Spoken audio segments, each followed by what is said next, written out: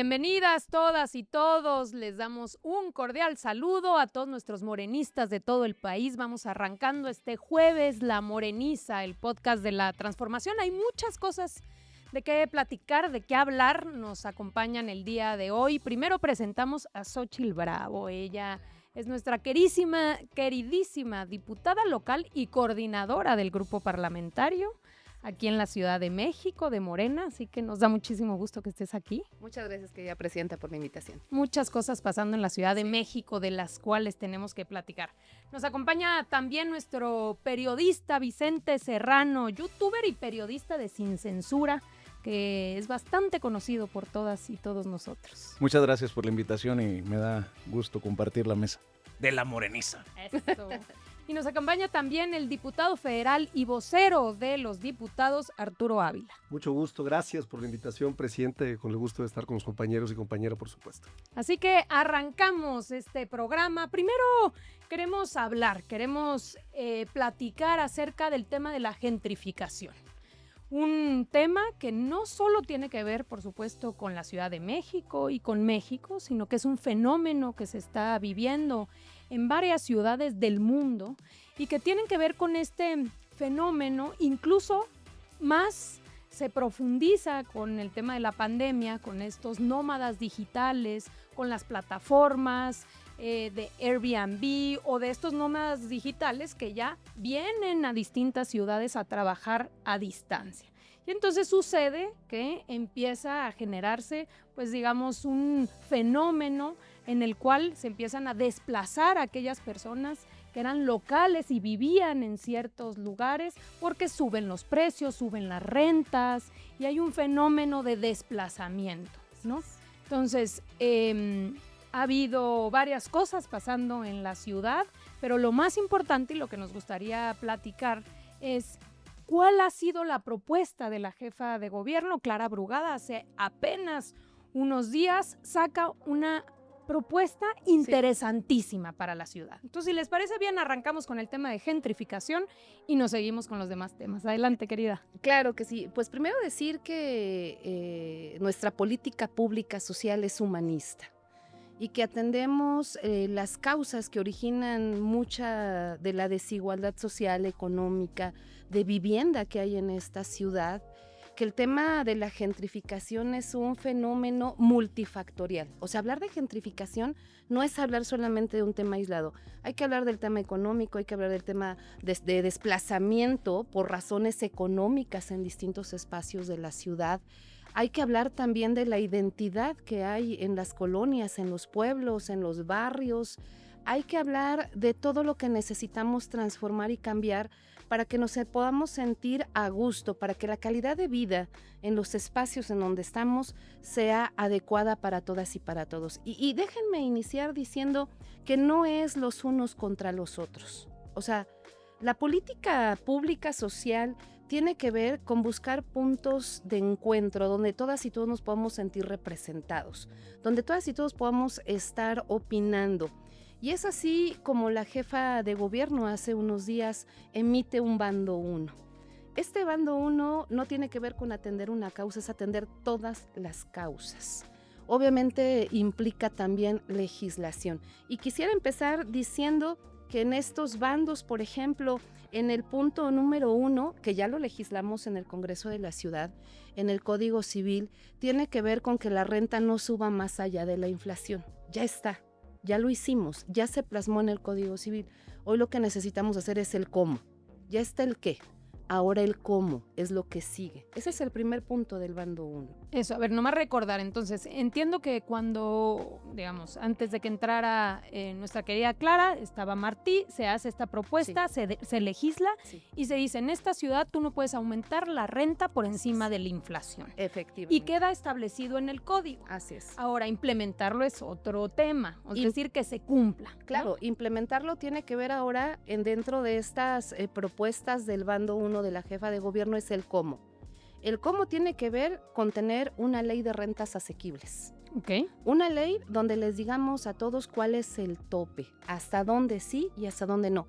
Quiero hacer referencia porque nosotros en los foros de participación que estamos abriendo en las 16 alcaldías, escuchamos a las mujeres. Me dicen, yo soy jefa madre de familia.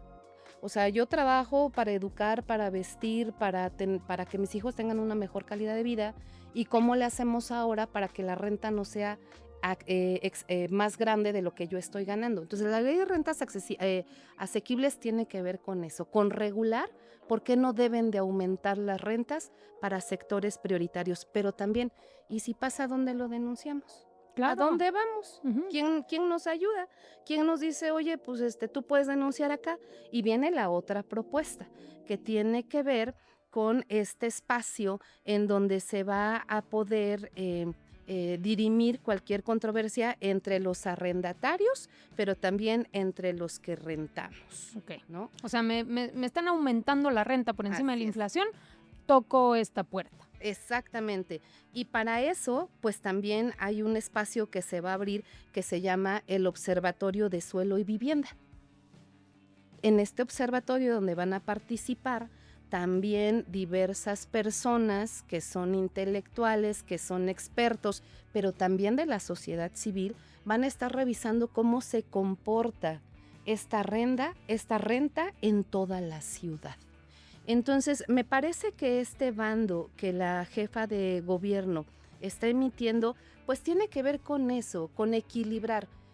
No es la propiedad privada en contra de la propiedad social, no tiene que ver con los que hacen vivienda, ¿no? Los constructores, porque ese es un punto más que viene en este bando. No somos los unos contra los otros, somos cómo nos ponemos de acuerdo.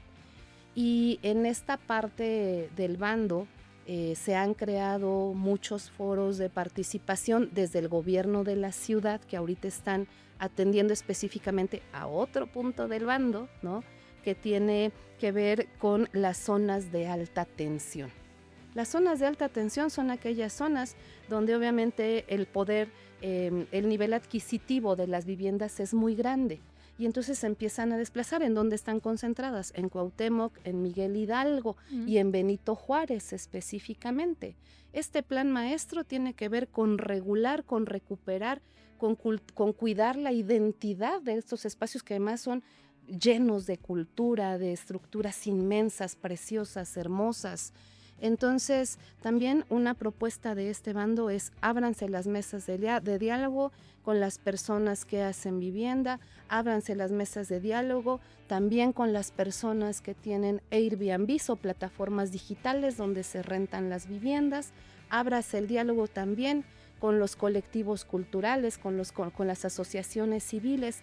Lo principal del bando 1 tiene que ver con que todo mundo opine, que todo mundo se haga parte activo de esta política pública, social, pero también jurídica que nos corresponde a nosotros y que quiero decir que vamos a acompañar con mucho gusto a la jefa de gobierno en la aprobación de la ley de rentas asequibles desde el Congreso de la Ciudad de México y también estamos haciendo foros de participación en las 16 alcaldías. Fíjate, Presidenta, escuchaba con atención a la diputada, qué importante hablar de los temas que le importan a los que no eran escuchados y no eran vistos. No. Los que eran desplazados o se tenían que ir calladitos a donde les alcanzaba.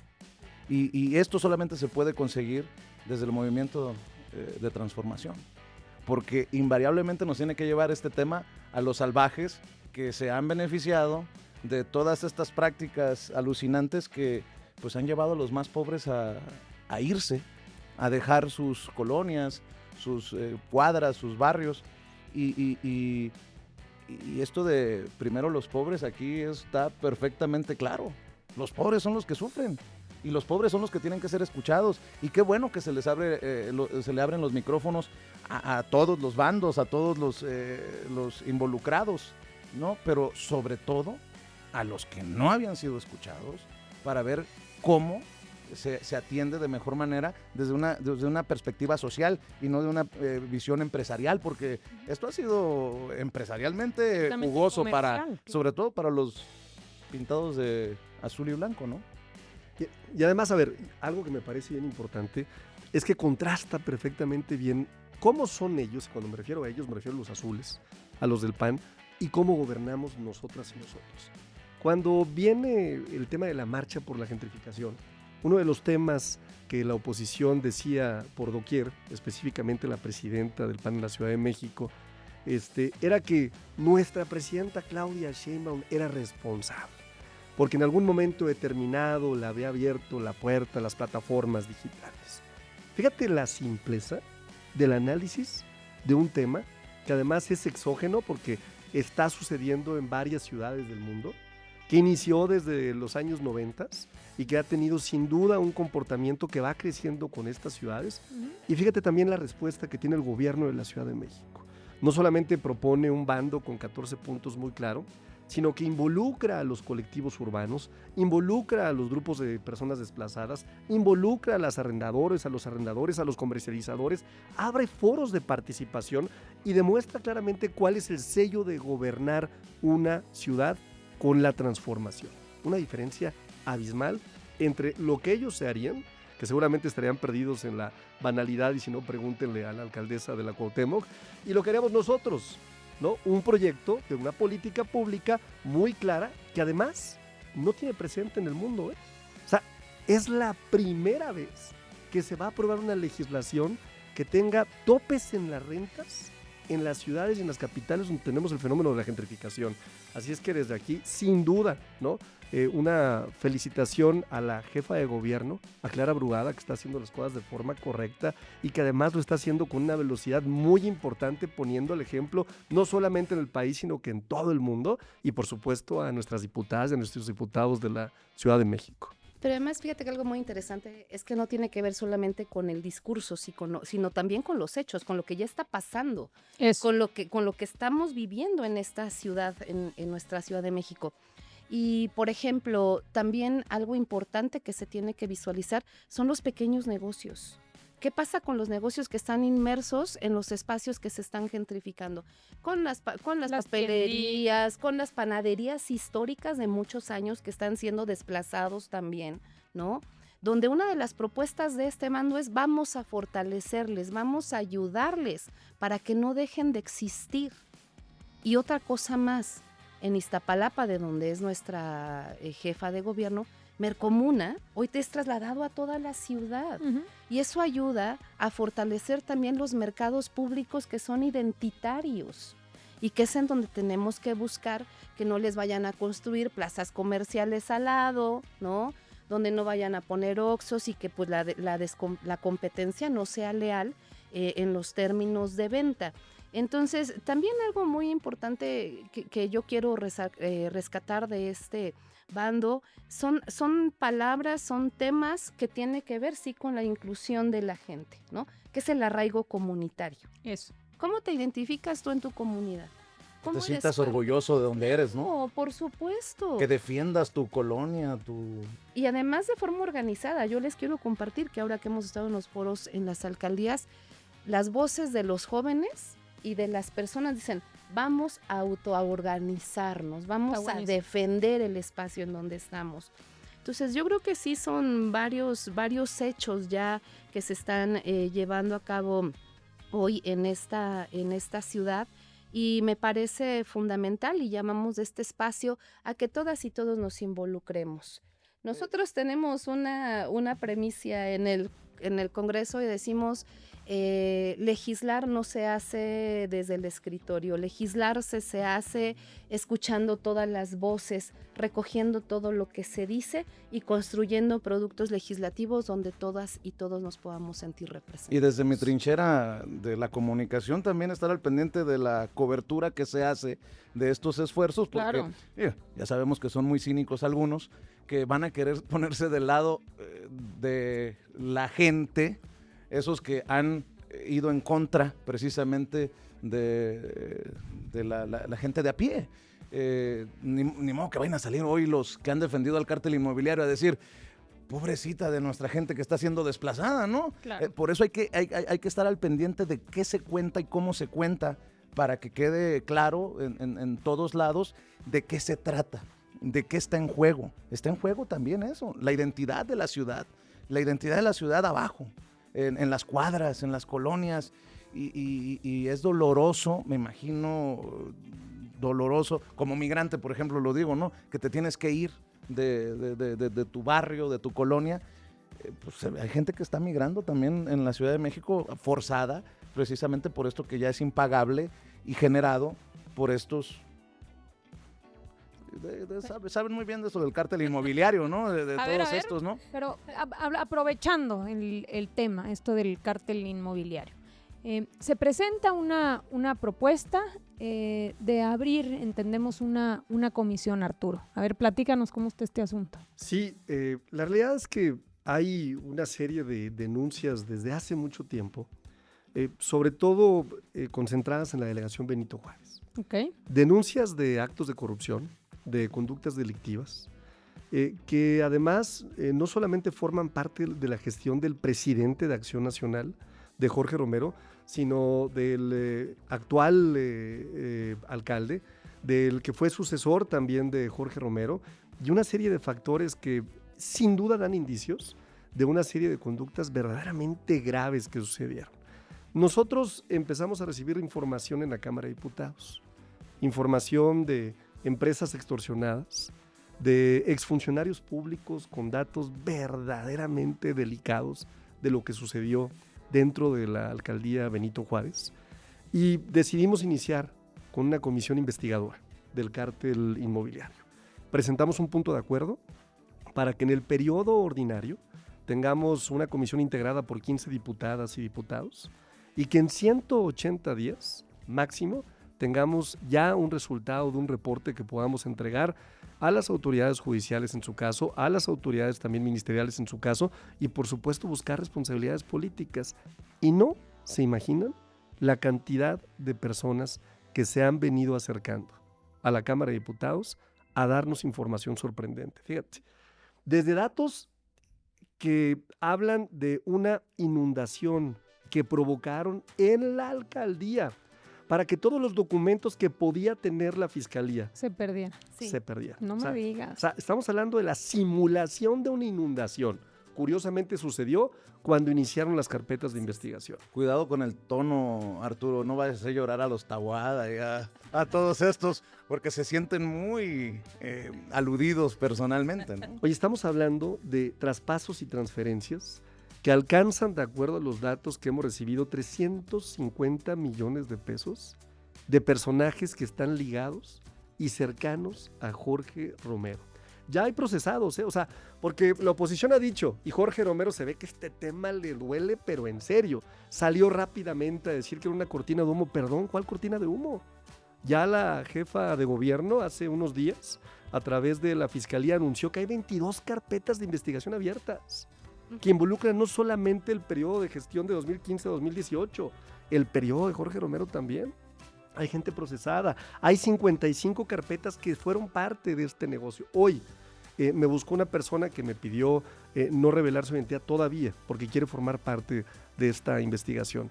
Y me entregó un documento en donde me está mostrando que un departamento a nombre de Jorge Romero, valuado en 10 millones de pesos, fue vendido por 1.7 millones de pesos. O sea, el tema es gravísimo, es un tema delicadísimo. Entonces, sin duda habrá una comisión que va a investigar este tema. A mí me dio mucho gusto que cuando un periodista lo preguntó en la mañanera del pueblo, la presidenta lo tiene muy presente este tema. Lo vivió como jefa de gobierno. Y entonces nos parece que hay una responsabilidad histórica y sobre todo estos cínicos. Que... Además, o sea, cuentan como nosotros desde el Congreso de la Ciudad de México porque precisamente uno de los que hoy están detenidos pues era ni nada más ni nada menos que el excoordinador de la bancada de Acción Nacional en la legislatura pasada, claro. ¿no? Y entonces cuando salían y defendían acá el Congreso y nosotros, ¿no? O sea, cuenten con nosotros, porque además desde acá, desde la ciudad, desde el Congreso de la Ciudad, vamos a seguir diciéndolo, el tema del desvío en los recursos de la reconstrucción, que fueron miles de millones de pesos también en legislaturas pasadas. Fíjate que en el Congreso recibimos en alguna ocasión a los vecinos de City Towers y me decían, oye, es que me están vendiendo el cachito de la rampa donde me tengo que agarrar para poder subir las escaleras. Es que si yo quiero estacionarme, aparte del precio del departamento, tengo que pagar también el precio de un estacionamiento. Y ese es un pequeño ejemplo nada más de todo lo que hay, pero además no pueden decir que no existía, porque ellos mismos devolvieron edificios.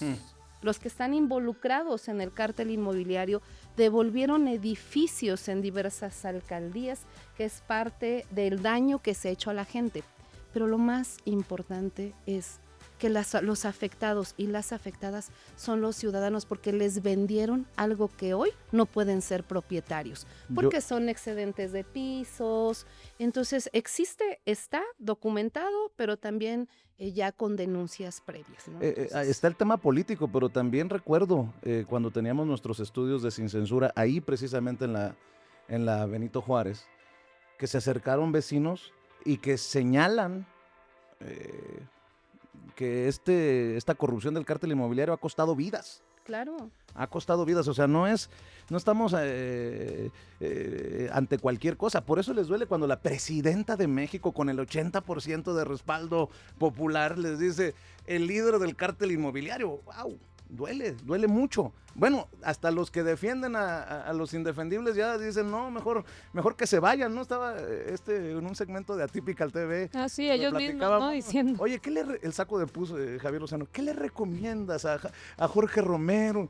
Que se vaya.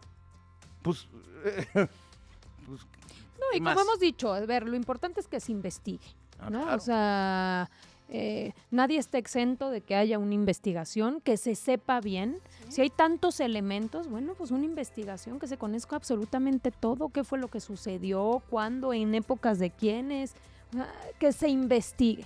Y entiendo que la lógica de esta comisión es poder obtener toda esa información y, en todo caso, en su momento, presentarla ante las autoridades que son las encargadas de, pues digamos, de impartir justicia y de determinar si hay o no hay responsabilidades, ¿no? Sin duda. Y además, el hecho de que la gente sepa, me explico, porque yo insisto, el cinismo de un personaje que preside una fuerza política, específicamente Acción Nacional, de estar generando en un cuarto de guerra narrativas de comunicación en contra de nuestro movimiento permanentemente, que ha quedado demostrado que son puras mentiras, ¿eh? Sí, cada puras semana mentiras. se inventan algo. Si no es el gobierno espía, ¿no? Si no es el tema de la gasolina, si no es el narcogobierno, que por cierto, ellos son los únicos que han tenido un narcogobierno demostrado y comprobado, ¿no?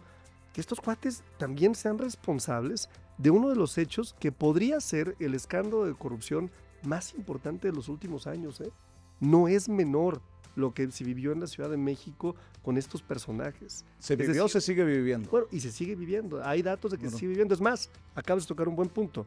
Ayer tuve una reunión con otra persona que me dijo, oiga, ahorita en la alcaldía Benito Juárez se está construyendo un edificio en estas condiciones, con un uso de suelo específico, en donde la manifestación que verdaderamente autorizó la alcaldía es distinta y les van a permitir hacer una gran cantidad de pisos. Porque ellos han tratado de vender la idea, específicamente Taboada, cuando salió este tema en la campaña, en la jefatura de gobierno, de que la SEDUBI es la que tiene las facultades para autorizar, y es falso. Claro, y ahí se ellos dicen, deslindan de nosotros todo. No tenemos que ver, dicen, pues si los derechos se pagan en la tesorería, completamente falso. Las manifestaciones de obra de construcción son facultad exclusiva delegacional. En la ley orgánica de las alcaldías. Bueno, alcaldía. O sea, en la ley orgánica de las alcaldías y en la ley de desarrollo urbano está perfectamente establecido que le corresponde a las alcaldías, ¿no? Y no se pueden echar para atrás. Ahí está, ¿no? Pero además, el cártel inmobiliario no lo detonamos nosotros, lo detonó la ciudadanía cansada, porque además, déjenme decirles una cosa, cuando nosotros lo recibimos ya habían ido previamente a la alcaldía Benito Juárez y nadie les hizo caso. ¿Buscaron vías de comunicación? Por supuesto que sí. Pero entonces fue detonado a partir de que la ciudadanía propia se sentía defraudada y no escuchada. Obviamente ni modo de no hacerle caso a la gente. Si tuviera tantita honestidad, el presidente del PAN debería de renunciar. Bueno, ya sabemos que son... Eso dijo cuando... Exacto, que no dijo... O sea, seguimos esperando. Que si se comprobaba que no se requería orden judicial iba a renunciar y bueno, pues seguimos. Soy buen esperando. provocador, ¿no? Sí. Vamos a ver este video de la jefa de gobierno, un poco en la idea de lo que aquí nuestra diputada Xóchitl nos estaba informando. ¿Qué fue lo que planteó? Y aprovecho para decir que este gobierno de la ciudad toma muy en serio la lucha contra la gentrificación, que es la expulsión de familias porque no pueden pagar las rentas o porque otro tipo de situaciones como las propias plataformas de alquiler temporal u otro tipo de desarrollos inmobiliarios encarecen la vida en algunas zonas. Y para ello propusimos 14 puntos para una ciudad habitable y asequible con identidad y arraigo local. Así pues, en resumen, un poco retomando la propuesta tan importante que está aquí planteando la jefa de gobierno, vamos a ver entonces en la ciudad esta innovación en todo lo que tiene que ver con las rentas. Significa, por un lado, las rentas habitacionales no pueden aumentar por encima de la inflación. Importante que todas y todos los que vivimos en esta ciudad lo sepamos. Índice de alquiler razonable, se crea un índice de precios y zonas de tensión inmobiliaria, ¿no? Así es, que es parte del plan maestro. Plan maestro. Número 3, fortalecimiento de la regulación de la renta de vivienda en ocupaciones de corta estancia y en plataformas de alojamiento temporal, Airbnb, digamos. Que es parte de los foros que se van a abrir en un segundo proceso para que sean parte de esta gran ley que se va a crear. De acuerdo. Entonces va a haber un diálogo abierto y se va a escuchar Plural. a todas y a todos. Creación de la Defensoría de los Derechos de los Inquilinos. Aquí lo que hablábamos, Sí. oye, me están cobrando más de la inflación, ¿a dónde acudo? ¿A qué puerta toco? A Va a la haber Defensoría. una defensoría.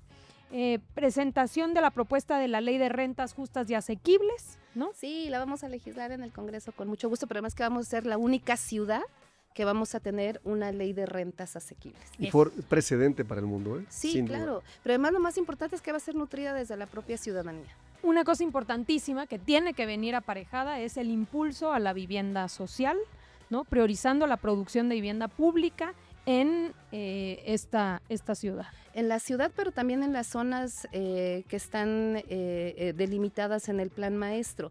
Y ahí la diferencia, y lo queremos dejar muy claro, no somos iguales. Aquí se ve por los que menos tienen, Claro. y la vivienda social está enfocada a sectores prioritarios, mujeres indígenas, jóvenes, personas adultas mayores, pero también es muy importante que va a ser edificada, ¿no? Con criterios sociales, con espacios públicos, cerca de las escuelas, cerca de las universidades, y entonces toda la gente de esta ciudad vamos a poder tener derecho a una vivienda social. Y luego también se va a emitir un acuerdo para facilidades administrativas que permitan una mayor eficacia y acorten los tiempos de construcción. A ver, que Claro. quede claro, no estamos en contra de que se No. construya vivienda, hay que facilitarla, pero que se cumplan Pero con la además ley. que se está haciendo ya, hoy existe una ventanilla única para evitar la corrupción con las alcaldías, y que yo voy y meto el trámite y a ver cómo le hacemos, ¿no?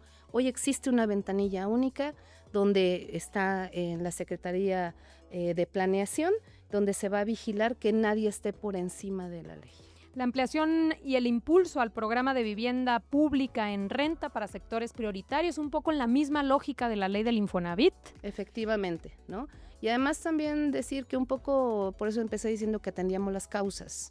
Hoy parte del piso del gobierno de la transformación es que los jóvenes no dejen de estudiar. Entonces necesitamos apoyarles Eso. también, Eso. en que tengan un espacio digno donde estar mientras que estudian. Eso, me encanta. Y luego, programa especial de estímulos a comercios locales, promoción de una gestión democrática y participativa en el territorio, creación de esto que llamas tú el Observatorio de Suelo y Vivienda. Y que es súper interesante, Presidenta, que la gente hoy está más participativa que nunca. Y eso es impresionante, porque no hay que tenerle miedo a la gente, hay que escuchar a la gente y transformar sus palabras Claro. en buenas propuestas. Claro. Y creo que esto va a ser un extraordinario ejercicio de participación. Pues nos encanta, qué bueno que la gente sepa que va a estar sucediendo estos foros en la ciudad, que participen, porque se trata de que todas y todos vayamos definiendo qué ciudad queremos. Además, yo quiero insistir en algo, en los contrastes de la forma de gobernar. Exacto. Y pongo la pregunta al aire para que la gente que nos está escuchando y nos ve nos responda. ¿Qué creen que harían los gobernantes o los alcaldes de la Benito Juárez, de la Miguel Hidalgo, de la Cuauhtémoc, Más ¿no? pisos y ya no habría espacios ¿En públicos. qué estarían pensando, no? También estarían ya casi tomando los espacios públicos para seguir construyendo, acabarían con los servicios públicos, no les importaría a la gente, por supuesto, y por eso me parece relevante decir, se está buscando una ciudad habitable, asequible, con identidad y por supuesto con arraigo. Y nada más por no dejar, pienso, ¿no? En un caso mediático que se viralizó, el de Lady Polanco, que se quejaba porque Claro. le prendieron las luces a la 1:30 de la mañana cuando en el restaurante cerraban a la 1 de la mañana. Y pienso, ¿no? Precisamente por esa gente que trabaja limpiando los pisos, lavando los platos, los meseros, que no pueden vivir en donde Cerca. quieren vivir, en las colonias de la Ciudad de México, que tienen que irse muchas veces hasta el estado, y que dices, ¿con qué cara, con tu clasismo, les reclamas porque se tienen que ir a su tiempo para agarrar el transporte público y aventarse 2 horas de camino, dormir otras 2 horas y regresar a la ciudad para la chamba de la mañana? Si no le quedaba claro a la gente que nos está viendo y escuchando de qué se trata, es de esa gente, Claro, es de esa gente. de acuerdo. Pues yo solamente invitarles a que nos acompañen a los foros. Desde el Congreso vamos al 4º foro. Vamos a estar en las 16 alcaldías, Coyoacán, después vamos a Benito Juárez, después vamos a Xochimilco, Milpalta, con otras características, obviamente, pero también faltan foros que está organizando el gobierno de la Ciudad de México, que son los temáticos, ¿no? Buenísimo. Son los foros temáticos que se van a realizar, donde se escucharán arrendadores, colectivos artísticos, culturales, a los movimientos urbanos, ¿no? A los desarrolladores inmobiliarios, y una tercera fase que tiene que ver con poder tener un foro donde hablemos de ley de rentas justas y asequibles, y estaremos así en septiembre, llegando a nuestro tercer periodo en el Congreso de la Ciudad de México, y legislaremos la ley de rentas Oye, asequibles. ya por último, antes de concluir este segmento para que podamos pasar al otro tema, nomás para aclarar, porque corrió este chisme, a ver, vámonos a escuchar acerca de que se iba a la inauguración del Mundial por el tema de la gentrificación, vamos a ver. Informamos aquí de la primera marcha que se realizó a inicios de este mes y que ha generado ya polémica a nivel internacional. Canadá está buscando quitarle la inauguración de la Copa del Mundo 2026 a México. Hay medios internacionales que aseguran que el gobierno canadiense pretende exponer ante la FIFA pues los destrozos que dejó esta movilización, pero sobre todo los mensajes hostiles en contra de la comunidad internacional en las colonias Condesa y Roma de la Ciudad de México. Hasta este momento ninguna autoridad deportiva se ha pronunciado al respecto. ¿Cómo ven esa oposición y esos medios que quieren mucho a México? Por eso hay que tener cuidado con lo que se dice, las fake news, ¿no? Ajá. A este paso van a decir que Jorge Romero es Santo Jorge Romero y que los del PAN... No. Esta ciudad, te digo una cosa, esta ciudad está lista para recibir el Mundial. Eso. Esta ciudad está haciendo obras, no Qué solamente emoción, la para... inauguración en la Ciudad de Sí, México. pero también en las colonias que están cercanas al Estadio Azteca. Yo soy de Tlalpan, Huipulco, entonces estamos listos con muchas ganas para recibir el Mundial, porque también hay que decirlo, son fuentes de empleo para la Sin gente duda. de la ciudad. Así que falso. Falsísimo. ¡Mentira! Falso de falsedad.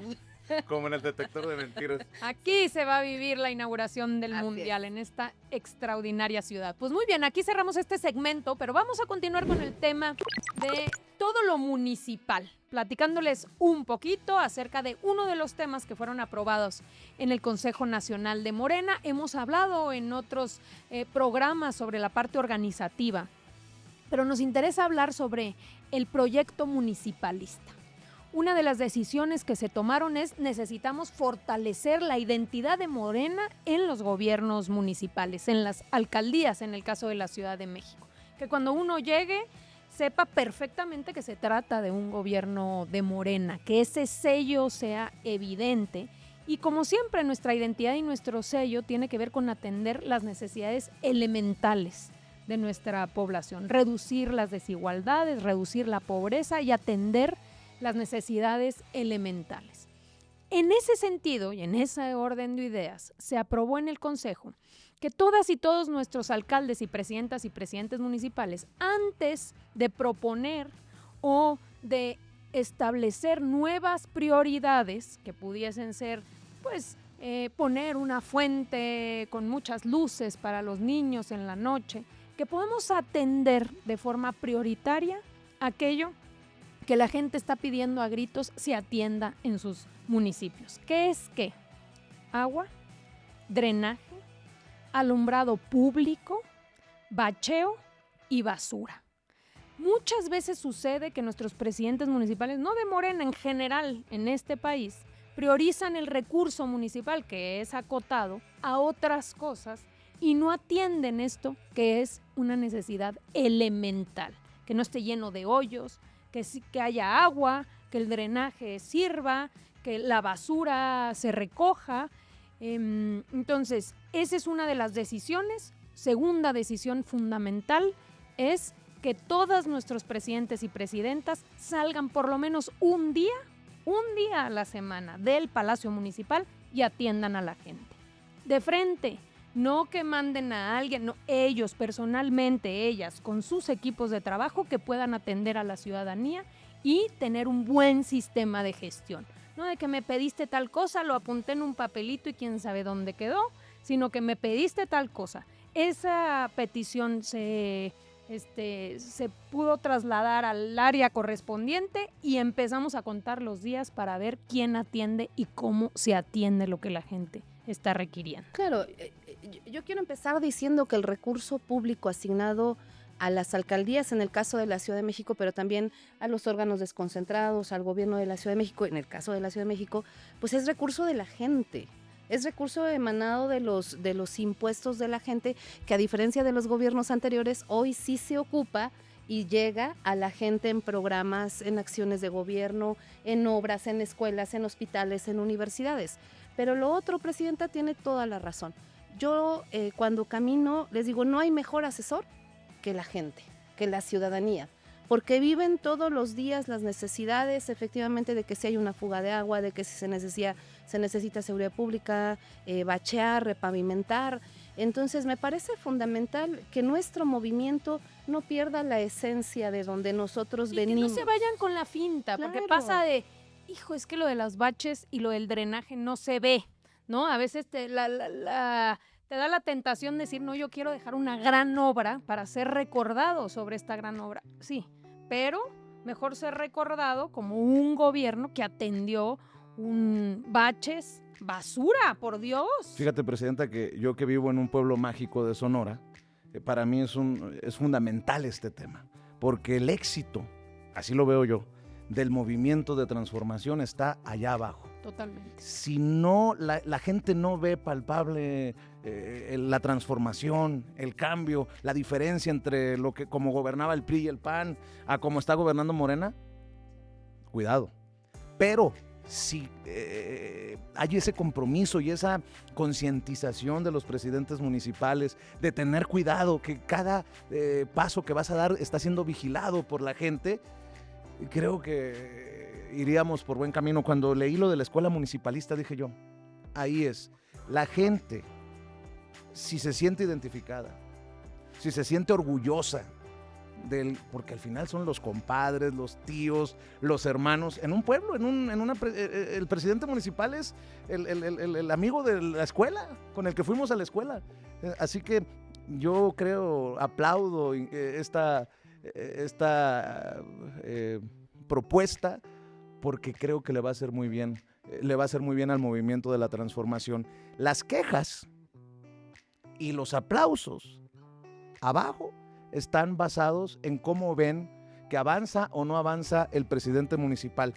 Y mira que estamos hablando de un gobierno, el de la presidenta Claudia Sheinbaum, con el 80% del respaldo. Pero eso no significa que la gente no, se calle sin ver algo que se tiene que mejorar a nivel municipal. Así que la verdad que creo que se tiene que analizar desde diferentes perspectivas, pero sobre todo para los periodistas debería de llevarnos abajo al pueblo esta iniciativa, presidente. Y además, a ver, yo creo que, nuevamente, no voy a quitar el dedo del renglón del tema del contraste. Mientras tienes a los partidos de oposición perdidos en agendas mediáticas y en guerras de bots, porque ellos lo único que hacen son activar bots en las redes sociales, tienes a un movimiento que está verdaderamente tomando acciones en beneficio de la gente. O sea, pensar en gobiernos municipales con el sello de los gobiernos de la transformación, cuando tienes 888 municipios de Morena, gobernados por Morena, que van a tener una identificación muy clara con lo que debería de ser un gobierno de la transformación, a ver, tiene un impacto directo en la gente. Estamos pensando en la gente. Y en ese orden de ideas y en esa lógica, pues evidentemente la gente cuando llega a un municipio gobernado por Morena va a decir, aquí gobierna Morena, ¿no? No gastos irracionales, austeridad republicana, nada de vehículos blindados, nada de parafernalias, ¿no? Pero además una identificación muy clara de cómo ejercer un presupuesto, de cómo administrar los recursos y de cuáles son por lo menos las acciones que cualquier gobierno de Morena municipal, que es el más cercano a la gente, tendría que llevar a cabo. O sea, exacto. Sí es distinto. Por eso la escuela municipalista, es decir, ¿cómo puede traducirse ya en el gobierno municipal la austeridad republicana? ¿No? ¿Cómo lograr presupuestos mucho más eficientes, incluso que permitan, no sé, por ejemplo, compra de maquinaria propia para poder tener mayor capacidad de pavimentar, de bachear? O sea, todo esto que ya son experiencias que tienen otros gobiernos morenistas que pueden ser implementados en nuestros propios gobiernos morenistas. Entonces, ir caminando hacia allá. Se hablaba también de este tercer punto que tiene que ver con asumir como propio, lo hemos dicho, estas máximas juaristas de la justa medianía, de que el poder es humildad y tiene que ver con que nuestros presidentes municipales no anden en estas suburbans, es decir, todo eso que sí es gobernar con el ejemplo. Pero además creo que ha quedado muy claro que todo lo que nos decían que no se podía hacer, hoy sí sabemos que se puede hacer. Eso. Como subir, por ejemplo, el salario mínimo porque la inflación iba a subir. Hoy tenemos históricamente un salario en este país, en esta ciudad, como jamás se había visto. En el caso de la ciudad, todo lo que decían que no podía porque el dinero no alcanzaba, hoy tenemos programas sociales destinados a los niños, a las primeras infancias de 0 a 3. Tenemos apoyo para los jóvenes de las universidades, para su pasaje o para lo que necesiten. Tenemos apoyos para los hombres entre 60 y 64. Entonces, todo lo que dijeron que no se podía, hoy con la transformación sabemos que sí se puede, cuando efectivamente el recurso público se administra de manera adecuada y se destina a los sectores o a las necesidades básicas de la ciudad. Ese es el debate que tenemos que abrir también con la propia ciudadanía, porque en esta ciudad hablamos de derechos, de derecho a la educación, a la cultura, a una mejor calidad de vida, que no haya violencias hacia las mujeres, ningún tipo de violencia, y una de ellas es la económica. Entonces me parece fundamental sí decir que la construcción de política pública es de abajo hacia arriba, no de arriba hacia abajo. Ahora, como yo soy sin censura, también esto abre la puerta para una autocrítica necesaria. Sí, claro. De acuerdo. Que la evaluación venga del pueblo. Eso Esto de abrirte una vez a la semana a la gente es, oye, prometiste esto y no estás cumpliendo. O, pues fíjense que no tenemos los recursos, pues vamos a ayudarle a gestionarlos. Esta escuela municipalista también puede ser una oportunidad para esos presidentes municipales de Totalmente. verse reflejados en otros ejemplos de buen gobierno. Oye, pues ¿cómo le hiciste? A ver, incluso una diferente relación, que no se gobierne aislado, sino en base a otras experiencias. Aprender de las propias experiencias de los gobiernos de Morena, qué funciona, qué no funciona, ¿no? Exacto, de eso se Y serle trata. claro a la gente. O sea, por ejemplo, yo vengo de Sonora, el tema del agua es fundamental. Sí, no. Pero hay cosas que se pueden y hay cosas que no Claro, se pueden. claro. Pues entonces en esas audiencias te le tocará a los presidentes municipales decir, ¿saben qué? Hasta aquí. Claro. Y con toda la humildad y con toda la honestidad.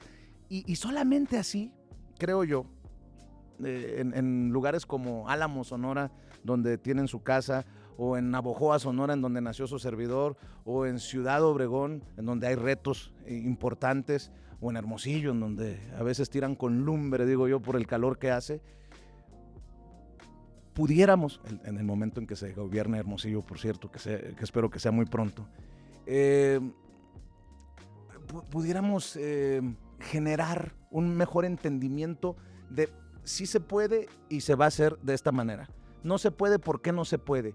Y darle también una claridad a la gente, porque, insisto, si hay un reclamo en este momento, no es a la presidenta Claudia Sheinbaum, es a los de abajo, a los de los municipios, a los de las alcaldías, que pues la gente quiere ver que terminan sus gobiernos, pues no con una casota que no tenían cuando iniciaron, y no con estas camionetotas machuchonas, ¿no? O sea, que la gente vea, que se sienta de que le puede ir a tocar la puerta, aunque no es necesariamente así, pero que pueda ir a tocar la puerta de la alcaldía y que se le atienda. Eso, como, que sea como se escuchado totalmente. Y también una cosa más, que se cercioren los alcaldes de que están bajando todos los programas federales, los programas estatales, porque a veces no es que tú tengas que hacer un programa, sino que te asegures que el adulto mayor, que el joven que esté estudiando en el bachillerato, que realmente están bajando los dineros de los baches, para los baches, exacto, por ejemplo, ¿no? Por ejemplo. Sí, claro. Oye, hay dos cosas que mencionaste que me parecen bien importantes. Una, decías, el espacio de la escuela municipal, no solamente un espacio para aprender a hacer presupuestos, para ejercer presupuestos, para tener un sello de gobierno morenista, para aprender de las experiencias de los demás. O sea, un método de aprendizaje colectivo de los demás presidentes. Y el segundo tema que me parece importante, hablabas de cómo auditar. Sí, sin duda el Día del Pueblo es un método de auditoría, pero también el tema de lo que está proponiendo o aprobó el Consejo Nacional con los comités municipales, con los comités seccionales. Sin duda. ¿No? Los comités seccionales, más de 71,500, van a funcionar como una estructura del partido para poder evaluar Una Contraloría Ciudadana. una Contraloría Ciudadana. Sí.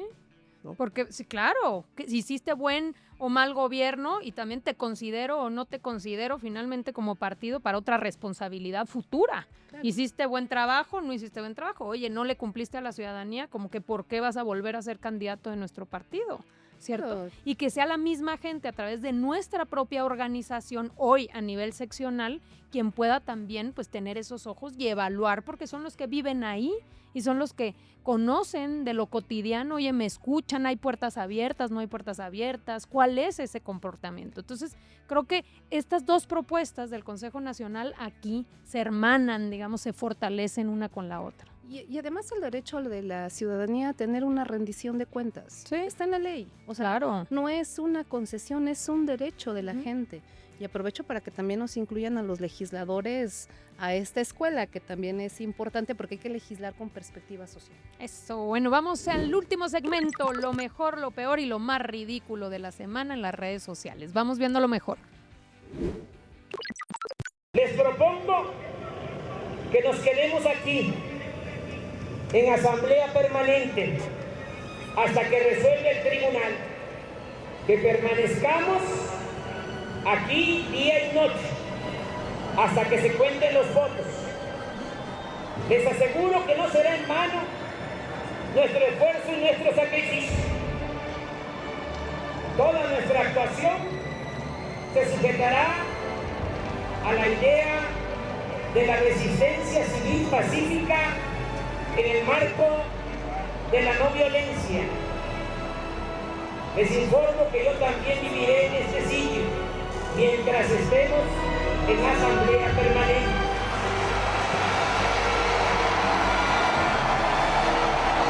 Les pregunto, ¿nos quedamos sí o no?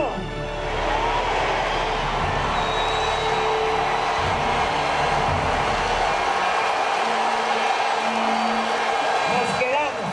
Pues ayer día 30, fue un año más de haber vivido este momento donde se decide en la plaza pública quedarnos por el fraude electoral que habíamos... Hasta se nos... Sí, va, hasta... Uy. Se había venido el fraude electoral del 2006 y una exigencia al Tribunal Electoral de que se contara voto por voto, casilla por casilla. Hay esto que se llamó el plantón de reforma. A lo mejor se acordarán muchos de los que nos están escuchando. Fueron estas carpas por estado. Bueno, había, ¿te acuerdas? Sí, ¿cómo no? Tertulia, cine, arte, discusión, un montón de solidaridad que llegaban a darnos comida, cobijas, lluvia, nos tocó frío. Bueno, toda una experiencia, la verdad. Otra oportunidad para ver cuánto se le extraña a Andrés Manuel López Obrador. Hombre. Sí, creo queremos. Es que a todos nos que ha puso marcado. chinita la piel. Sí, te lo por juro. supuesto. O sea, yo me imaginé cocinando porque nosotros nos tocó exactamente enfrente del Museo de Historia Natural. ¿Hace cuántos años? A ver, ahorita estaba tratando de 2006. Échenle. No es Hasta los 14, 18, 19 años. 19 años. 19. La friolera de 19 años. Y teníamos Toda ahí una un vida. remolque. Nos donaron un remolque donde cocinábamos para el tramo que nos correspondía a nosotros. Y había asambleas diarias, salía el presidente. música.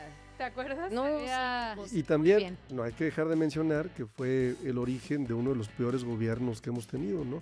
Porque, Es curioso. porque se robaron la elección justamente del 2006 y inició un presidente que no merecía ser presidente, que no ganó una elección, que no tenía pues, la legitimidad. que no tenía legitimidad, para tratar de ganar legitimidad, una guerra falsa contra el narcotráfico, mientras su mano derecha estaba aliado ni más ni menos que con el narcotráfico. ¿Y quién ¿Creen en pagó? el karma? ¿Creen en el karma? Ahí Ya vieron, viene, hablando del, ¿Dónde van? hablando del karma, nos saltamos a lo ridículo, por favor, lo más ridículo de las redes sociales de esta semana. Vamos a verlo.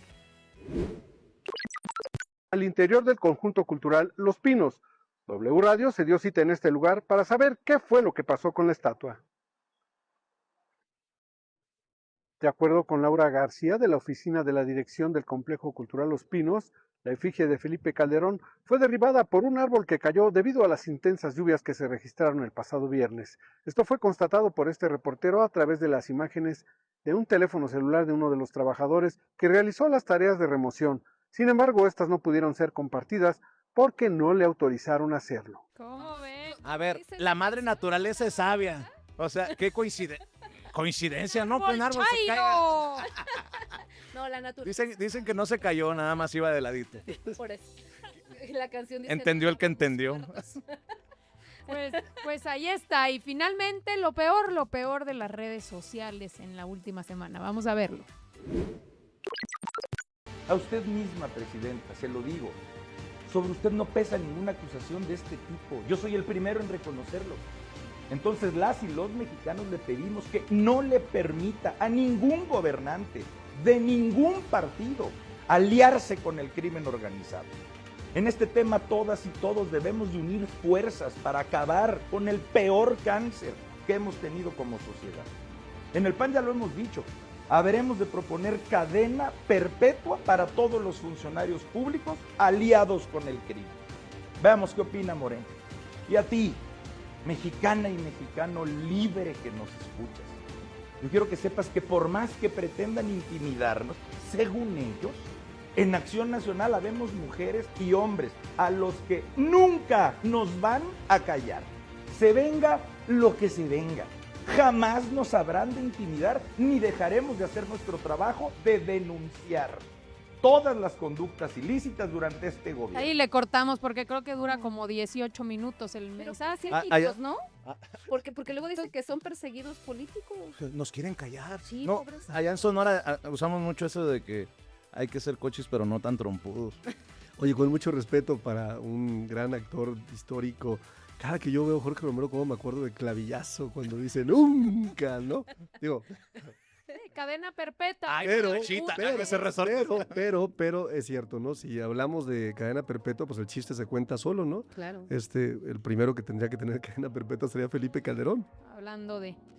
Muy bien, pues aquí cerramos el programa, no sin antes agradecerles muchísimo que nos hayan acompañado y vamos a seguir con todo esto, gentrificación, todo lo que está sucediendo todos los días. Les mandamos un fuerte abrazo a todas, a todos nuestros queridos compañeros. Decirles, vamos a seguir con las giras, vamos a estar recuérdenme, Nuevo León. Mañana viernes vamos a estar la próxima semana en San Luis Potosí. En fin, vamos a estar en todas las entidades federativas. Necesitamos organizarnos porque, que no se les olvide, que el 1 de agosto sale la convocatoria para que todas y todos forman parte de su comité. Es fundamental formar parte de su comité. Vamos a hablar de eso la próxima semana. Y también importantísimo, todas y todos al territorio, a ayudar. Vamos a tener 71,500 comités en todo el país. Así que estamos contentos, ayudando COTS, ayudando consejeras, consejeros nacionales, diputados federales, diputados locales, senadoras, senadores, todos los liderazgos de Morena metidos en el territorio, ayudando a hacer los comités. Así que muchísimas gracias a todas y a todos. Nos vemos. Hasta la próxima.